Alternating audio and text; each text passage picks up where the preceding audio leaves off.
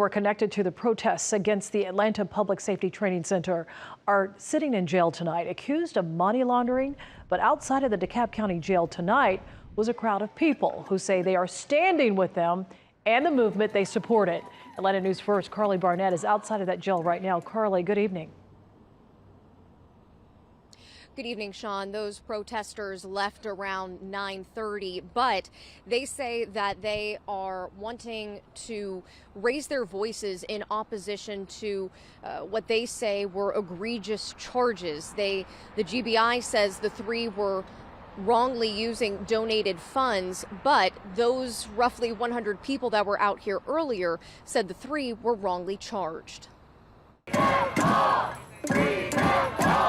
A crowd of people gathered outside the DeKalb County Jail Wednesday to protest the arrest of three people who fought against the future Atlanta Public Safety Training Center. This is an arrest which is meant to, again, criminalize the movement, chill dissent, stop organizing and stop activism from happening, to stop Cop City. And we're here to say that we will not let it happen. Marlon Scott Counts, Savannah Patterson, and Adele McLean were arrested in a GBI raid Wednesday.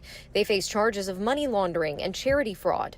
I am alarmed as a former prosecutor by what I see as blatant overcharging. The three are part of the Atlanta Solidarity Fund and have raised money to pay the bails of those arrested on domestic terrorism charges while protesting the site. To cut off that source of money is basically to say to a political movement, one, we're going to arrest you, and two, after we arrest you, there will be no one on the outside able to support you, fund you, help you get out. Those out there say the charges were simply retaliation against them opposing the training center. When you take away the people who support us when we get arrested on bogus charges, you are doing everything in your power to send the message, we don't care what you have to say, and we are not going to let them do that. Governor Brian Kemp released a statement saying, in part, these criminals facilitated and encouraged domestic terrorism with no regard for others, watching as communities face the destructive consequences of their actions. Here in Georgia, we do not allow that to happen.